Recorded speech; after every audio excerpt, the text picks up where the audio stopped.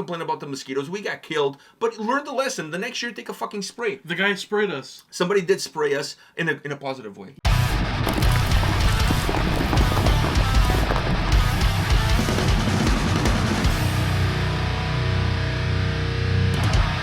Welcome to another episode from Takedowns to Breakdowns with A&P, and today we're here to talk about Vagosmetalfest 2022. We were there for the last day. I feel like the last day tells the story of the whole festival. Because you get to see everybody at their worst. Well, at least the people there's who've a been sense there. of progression. I mean, in the first day, you're happy to be there. The second you day... only had a few drinks. By the time the third day rolls around, I mean, you could literally be crawling on the floor. So I get this sense that by walking in on that third day, I got a very clear picture of how things went. Plus, I took the time to ask some of the people who were there how had the festival experience had been for them. Now, before we talk about the bands, let me say this right from the get-go, because I always feel like there's always these people on the internet that, this festival this or that festival that. They can't be pleased. Some people just can't be pleased. Some people are just unhappy. Yeah. They're just unhappy. And some of those people are not even there, which that to me boggles the mind even more. Or never been. So let me just say a few things about the setup at Vagos. First of all, I love the fact that they have two stages and they alternate bands from stage to stage. So you never miss a band. If you don't want to miss a band, you don't. I mean, the only way you miss a band is if you actually don't want to see the band. Otherwise, you can see every single band. I love that setup. You watch one, you move to the other stage, you watch the other. You move to the other stage, you watch the other. And they're like almost side by side. If you want to be in the front for one band, you can stay at that stage and watch the band from afar. From afar, and then you're already at front stage for the next band. And this also gives you the opportunity if you want to go to the toilet, whatever. It's not one of those festivals that once you're stuck at the front, you're stuck at the front. And if you move, you're losing your spot. So I love that setup. I love how the food tents are right around where the stages are. So you could technically be having a pork sandwich and watching Crypta, which technically is what we did. Yeah. So I love the food setup. I love what it is. I love how the two stages are set up. The only thing I wasn't a big fan of is the porta parties. Now, I like the fact that they were far away from where you were eating and where you're watching music, because there could be some odor to it, right? Yeah. And you don't want that. You don't want fucking up your game day experience. You definitely don't want that kind of atmosphere. That's all right, so that's not the atmosphere you're going for. When I say I want atmospheric stuff, that's not what I'm talking about. Exactly. So it was far enough. I like that, but it was not properly lit. So it was okay during the day, not okay at night. When I had to go take piss not at okay night. At night. I had to go take a piss, and I had to put my phone flashlight on in my pants so I could, have a little bit of light. Yeah, I feel like that needs to be addressed, because shit could go sideways. We're talking about 3 days, people drinking. Shit can literally go sideways. Shit could literally go sideways. I think that needs to be addressed. And if there's something that Vagos needs to look in terms of changing or improving for future years, lighting up the porta potty area. I mean, it's not like you're putting me on the spotlight when I'm taking a shit. I'm inside the damn thing. Yeah. But that area needs to be properly lit, and it's not. They need to fix that. To me, that's the only problem that they have. Outside of that, leave everything as it is. It works really well. I can't speak for the camping grounds because I've never camped there. It looks like people are having a good time. All of that shit looks okay. I love where it is. Everything about it. And don't complain about the mosquitoes. We got killed. But learn the lesson. The next year, take a fucking spray. The guy sprayed us. Somebody did spray us in a positive way. Yeah. In a positive way with a bug repellent thing. So I love everything. I just feel like they need to look at that situation as far as the portables are concerned. Even backstage, because we happen to go backstage with Cataclysm. Even backstage, there's barely any lighting whatsoever. It was hard for me to find my way out of backstage back into where the occurrences were occurring. Yeah. You know what I mean? So, I know electricity is expensive in Portugal, but come on. If you're not going to put it backstage, at least by the portables, it should be there.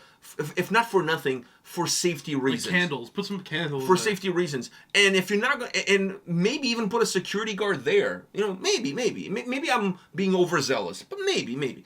Now, the other thing I want to say is the security at Vagos, excellent. Excellent. The guys on the railing, excellent. I've never seen security crew as friendly to crowd surfers and crowd surfing themselves, but I've never seen a crew like this in my life. I go to a lot of shows. There's a lot of friendly security, especially here in Toronto. We have nothing to complain about. But when it gets to a festival format, sometimes it gets lost a little bit. That homey feel that you get at your local venue is completely lost. But these guys, top top notch. Yeah, definitely. I mean, even the guy who was in charge of security went and He did some crowd surfing as well. Crowd surfing a lot During Windrose. Now, what I gotta say, there was this one guy. I don't know his name. Don't know his name. Let's go with João. Okay. Yeah, you know, Miguel. There's a high probability João will hit the nail on the head. So him and this other guy, they were literally like attached at the hip the entire night, in the entire day. We saw him, and we can tell from the scars on his face that the days before weren't very pretty on him. Well, he wasn't very pretty to begin with, but I feel like the scars actually maybe just added a little bit more character. But anyhow, and so I can't remember what band it was, but we noticed after Cataclysm, the guy looked like a mummy. But after the first, I saw him at first, and then after after Windrose, he was mangled. After Windrose, he had a cut on his forehead, nose, and he had his cut on his forehead. And he was bleeding. And then they had to patch him up. And then I noticed him again at Cataclysm. And then after Cataclysm, we look to the side of the stage, and who do we see getting bandaged on the head? Looking like a mummy. He looked like a mummy. He had half of his face bandaged, and he was just like smiling at the other guy. I'm like, dude, are you okay? Like, he's taking a lot for the team. I love the security at Vagos. Great job by the organizers and the security crew, really having the fans' best interests at heart. I never saw one moment that it wasn't about the safety of the fans. So kudos to them for that. Now, also, another thing that happened with the guy who got mangled. You didn't see it, but I saw it. The guy who was with him attached to the hip. Once he went behind him and he had to put his hands in his shorts to keep him sturdy. Hold his back. Yeah. But then he bent him over and was pretending to hump him. And then one of the security guys saw him and started laughing. And I looked at him dead in the eyes and I laughed. I laughed with him. I don't know why. That's been stuck in my head for a couple of days because we could have lived without that visual. We could have lived without, especially me because I saw the guys there. So now I could have lived without the visual, actually seeing it happen. All right, so let's move on. Now, as far as the bands are concerned, I talked to a lot of people at Vagos about the previous 2 days, and the consensus was that the band that absolutely destroyed, perhaps. I mean, keep in mind this was before Emperor played. When I talked to these guys. The band that was on everybody's mind and that everybody was talking about was 𝗙𝗥𝗢𝗪𝗡𝗏 𝗏𝗏. They were the headliners on night number 1. Testament was the headliner on night number 2. Headliners is weird to say because there were bands even after them. There was DJs on those 2 nights. DJs. Only the last night there's 2 other bands that played, 𝗙𝗏𝗄𝗡𝗓 and DRI. So anyhow, everybody was talking about 𝗙𝗥𝗢𝗪𝗡𝗏 𝗏𝗏. Everybody was talking about how incredible that experience had been. The last time that I had that kind of feedback at Vagos when we were there in 2018 was when Moonspell performed. At that time they had released their album all in Portuguese and everybody was talking about how great that performance had been. This time around everybody was talking about 𝗙𝗥𝗢𝗪𝗏. People were mentioning Testament, that they were great, Exodus was great, but everybody it was consensus. If there was one band that really touched everybody, it was 𝗙𝗥𝗢𝗪𝗏. It was 𝗙𝗥𝗢𝗪𝗏, and not in a rapey kind of way. But if there was a band that touched everybody in a positive way, 𝗙𝗥𝗢𝗪𝗏's performance apparently was off the chains, and that doesn't really surprise me. I've seen them live. I know exactly what they can deliver. Now, as far as the last night is concerned, everybody was there for Emperor because it was their first time performing in Portugal. Believe it or not, first time performing in Portugal. But in my humble opinion, there are 3 bands. I'm going to talk about 4 bands, and I want to get your feelings about these 4 bands because I feel like all of them deserve a little bit of a nod before we talk about Emperor. First one, the band opening, Font. I had never heard of those guys before. I even mentioned to this guy that, when you go to a festival, especially Vagos, the first couple of bands are from Portugal. They're always shit. Yeah. You know. And then we're listening to it. It's not true, but you know. But then we started listening to it, we're like, oh, this is good. This is fucking good. It was like crossover thrash hardcore. And then we're walking by, and he sees me, the lead singer sees me, and he's waving at me, and mention your name, and then he's like, "Hey, Antonio," and I'm like looking, I'm like, and then he gives us a shout out, and then yeah. But when he said my name, and I looked at him, I'm like, this guy looks very familiar, and it turns out that it's Paulo from Rasgo. Yeah, so I didn't know. I didn't know he was in that band, but I appreciate him giving the channel and us a shout out. For the songs he dedicated. For one of the songs, and dedicated a song to us. I gotta say, it was very heartwarming to see him. Because the last time I saw him was the year we went 2018 when so it really brought me back a little bit, and it actually, you know, I was enjoying myself, but then even seeing him on stage and stuff, it brought me back to that. So it gave me a little bit of like, you know, memories of the past. And they're a phenomenal band. They are new really... band, phenomenal band, really hungry, performed extremely well to open up the day. Now, after them, I want to mention these two bands for similar reasons. One of them is Crypta, the other one is Windrose. Now, Crypta had an incredible set. The fans went nuts. They stayed on the railing even after the band performed, chanting their name, calling them. Like, people went nuts over Crypta. They were supposed to play later in the day because they were filling in for My Dying Bride. Then they switched spots with Cataclysm, so Cataclysm played later in the day and they played earlier in Cataclysm's spot. Great performance by them. But Windrose, if there's a band early on in the day that steals the show, is Windrose. Those dwarves. Those fucking dwarves. They had some technical difficulties, and I heard from a reliable source that they tried to cut... Very reliable source that they tried to cut Diggy Diggy Hole off of their set because they didn't have time for it. There would have been people riots. would have fucking riot. People would riot because everybody was crowd surfing. The security guards, the camera people, like whatever. People were going fucking mental. Yeah. Mental. Like, it was crazy. We were on the front row. We witnessed everything. I posted a clip on Instagram if you guys want to go check it out on our Instagram page. Fucking Windrose, phenomenal performance by the Drunken Dwarfs of Windrose. Yeah. Love those dudes. I enjoyed them live so much.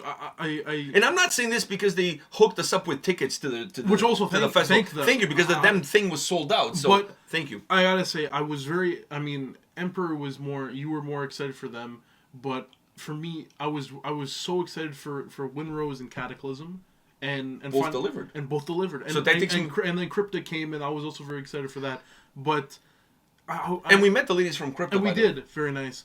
And I don't know, man. That Windrose, I feel like I'm gonna have that show engraved in me for a long time because it was so fun. I think as far as power metal goes, that show really sets the bar of not only that show, but that performance band, and of everything they did. Everything about Windrose, they're what's keeping me in love with power metal. I agree. I think that's what they're doing for me. Then Cataclysm comes on later on in the night. They're right before Emperor. Yeah. Phenomenal. I mean, I've seen Cataclysm before. You saw them a little bit at Heavy Montreal. Yeah. So I've seen them before. No surprise there. Absolutely killer set. Killer show. The only way it could have gotten any better was if they gave us a shout out and dedicated a song to us, which technically got better because they did, Crippled and Broken. I mean, what a way to... Maurizio knows me. Yeah. Maurizio knows me. So he dedicated that song to the two of us, gave us a shout out. I love those dudes. After the show, they took us backstage. We hang out with them at their trailer. Almost towards the end, they took us backstage almost at the end of Emperor. So we got to see Emperor, and then almost towards the end of that set, so we missed a couple of songs at the end. We went backstage and we hang out with them until the wee hours of the morning. So that when we got out, I mean, there were still bands playing, but it was really like in the wee hours of the festival. The festival was almost done by the time we walked out of their trailer, a little bit looped up. As one would expect. But shout out to Maurizio for hooking us up, for taking us backstage, doing some selfies, hanging out with us, shooting the shit. Fucking phenomenal festival. I honestly feel, and I'm not saying this because we're here talking about it, but I really feel like one of the things missing from this festival is a little bit more online presence, a little bit more of a visual effect that comes with it, a little bit more of that kind of content. And if you guys are interested in that kind of content, hit us up. We're open.